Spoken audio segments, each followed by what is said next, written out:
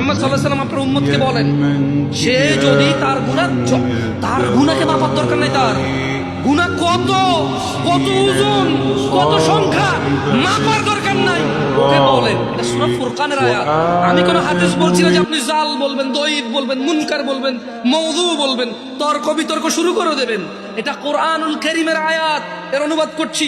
আল্লাহ বলছেন যে আপনার এই উম্মতদেরকে বলে দেন, গুনার সংখ্যাও কেন গুনছে, ও ওজন কেন করতেছে, ও বেঁচে আছে না, ওর নিঃশ্বাস আছে না, ও তো মারা যায়নি, এখন ওর জন্য তওবার দরজা খোলা আছে, ও ফিরে আসতে পারে, ও ফিরে আসতে বলেন।